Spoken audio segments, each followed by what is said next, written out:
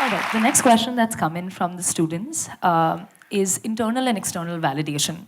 So let's take a decade back. You know, the word peer pressure was the next big thing. Everyone said you shouldn't succumb to peer pressure, you shouldn't listen to what your peers have to say, they're probably ill-intentioned and ill-mannered. But we've reached a point where our peers don't have to say that to us anymore. It's internal validation. We do things to validate ourselves. And that's in some form or the other, way more dangerous than a peer telling us, because we can stop them. The voices in our head, we can't. So how do we sort of cope with internal validation? I think or the necessity for internal validation? I already said that most people don't need enemies. They're just doing great by themselves. Now, see, when you say you're a human being, also connected with the previous question also because you're still not fully settled. When you say, I'm a human being, you have a body, you have an intellect, a bunch of thoughts and certain penetration of intellect, you have emotions, and you have a consciousness behind this. Suppose we were some other creature, let's say we were buffaloes, then body would be the most dominant thing in our life. Biology and body is the dominant thing. Mind, intellect, not that it doesn't have, it has its own mind, but small. Emotions it has, but still not as big as the body. Consciousness it is not truly aware of. So essentially, body is the front end of a buffalo. What should be the front end of you among these four things? The mind, of course. No, that's why it's a mess. You don't do guesswork, tell me. I would go for the mind. The mind first. If you say the thought process… Thought process, yes. See, your thought is a consequence of the data that you have gathered, isn't it? Yes.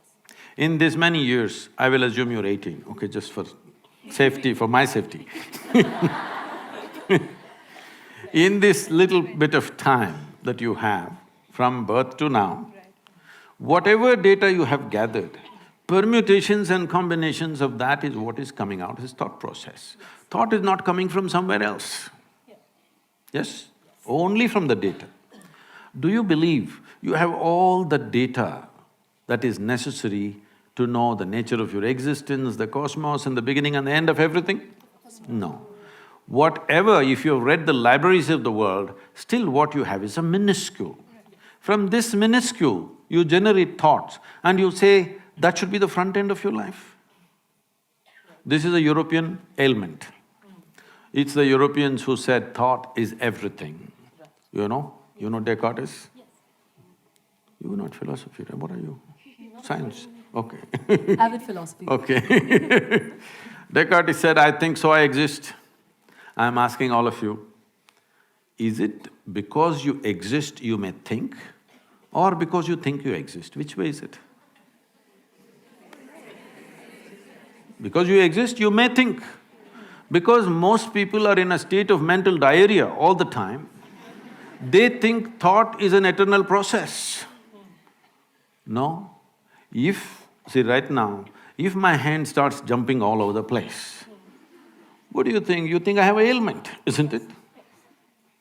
So if your mind starts jumping all over the place, what should I think? You have an ailment. Only thing is, everybody is like you only. That's how everybody is. So it looks like normal. That's how it is in an asylum.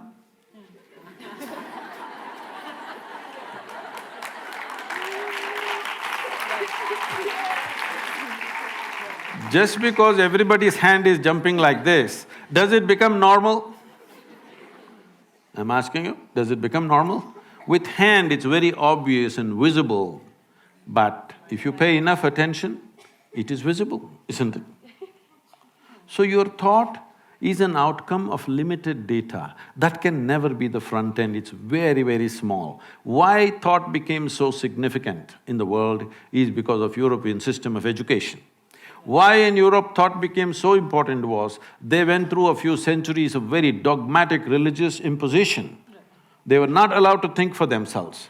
So somewhere in 1700s, they broke away from that. They started thinking for themselves, it looked like liberation. But now the same thought is freaking people to death. See, if I leave you alone in a room all by yourself, I will give you food and shelter and everything, all good care for you. Only thing is, nothing to do. You will freak yourself to death, believe me. So, with that kind of a mind, you want it to be the front end?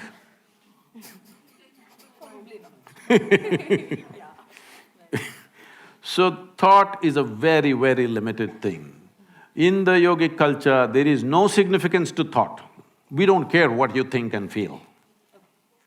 That may sound a little abrasive, but why I'm saying this is because we know what you can think and feel. It does not mean you are ever exploring anything new with your thought. You're only recycling the old data bin that you have. Endless recycling of what you already have. Nothing new will ever happen. This is why societies are going on talking the same rubbish forever. Centuries after centuries, they're discussing the same damn thing. We still can't figure out, well, the most fundamental thing, the biology, sexuality, we can't figure it out after millions of years of existence because thought-based. If you pay attention, simply you know what it is. You don't have to think about it. Only because we're thinking about it, it's getting all distorted in the mind. Otherwise, biology is quite clear-cut. There is no need to exaggerate it, nor to… Yes, there is no need to play it up or play it down, it is there to the extent it is there. In different creatures, it's at different levels.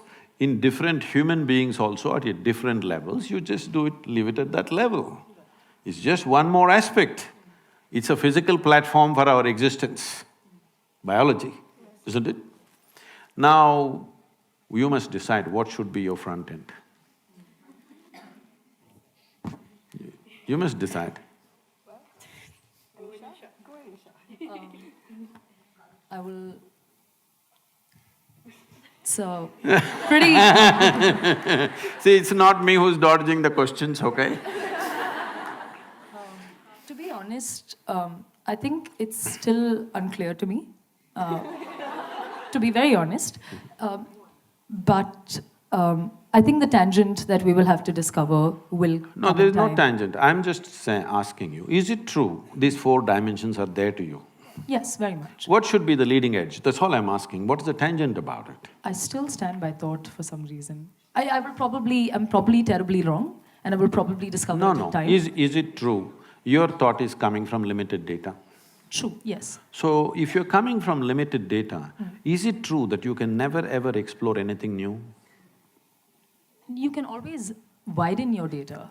You can always go out there and learn and study. That is That's experience. See, correct, please yes. understand, life is happening in three fundamental dimensions. Why in this culture all this Trishula, Trikala, Trinetra, all this three is, because essentially your life is happening like this. There is memory of the past, there is experience of the now, and there is imagination of the future. These are the only ways life is happening. But people can sit here right now and suffer what happened 10 years ago. Yes. You can, you also can. And people can suffer what may happen day after tomorrow already. Yes, exactly. So if you're suffering what happened 10 years ago or 10 days ago, what happened 10 years ago, does it exist right now? No. So you're suffering that which does not exist. Please, psychologist, please tell me, if somebody is suffering that which does not exist, what's the terminology for them? I'm like, you tell me. No, I'm only asking for technical terminology. If someone is suffering that which does not exist here, what is the term, psychiatric term?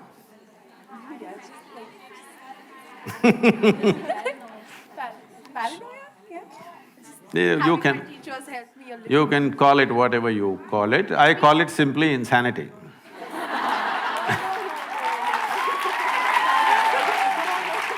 No, that is a very strong word because it'll not help your practice if you call people that. But the fact is, if I'm suffering something which is not here, it amounts to insanity or no? Yes. So if I am suffering what happened yesterday or what may happen day after tomorrow, I am suffering something which does not exist, isn't it? So essentially, there is… in this form of education, you have done no work as to how to manage the intellectual process. No work, simply it's going mad all the time. You don't know what is memory, what is experience, what is imagination, it's all mixed up. In this state, this intellect is not a possibility, it is only trouble. I must tell you this, 4 months ago, I think 4.5 months ago, a television anchor in Andhra Pradesh, a 34-year-old woman, she jumped off the 5th floor and killed herself. She left a note saying, "Nobody is responsible for my death, my brain is my enemy." Can you beat this? Well, she articulated it, but that's the truth with a whole lot of people, 90% of humanity. Their brain is their enemy. They don't need any external enemy. If they sit in one place, they poke themselves. So she killed herself, and this… I don't know if you saw this handwritten thing went all over on the televisions and everything. Well, this brain is the most bloody precious thing that you have. It took millions of years to manufacture this brain of evolution. And today, it's become your enemy. Obviously, there is no stabilizing factor inside. When we say stabilizing factor, we are not talking about taking tranquilizers or having a glass of something to become stable. There is a dimension beyond all this. It is on the platform of this life, we have slowly built this body, we built this mind, we built these emotions, isn't it? Isn't there no concern about that platform that you call as life? If we just attend to that, all these questions will just vanish.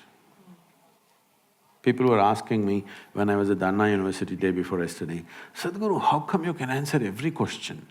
I said, because till now, nobody asked me a question that I myself did not ask to myself and to everybody around me. I had a billion questions, nobody answered. Then I realized the questions are all coming from a wrong perspective. Because there is no profound experience of life on the surface with information that I have, I am manufacturing questions and questions hung like a dark cloud around me when I was young.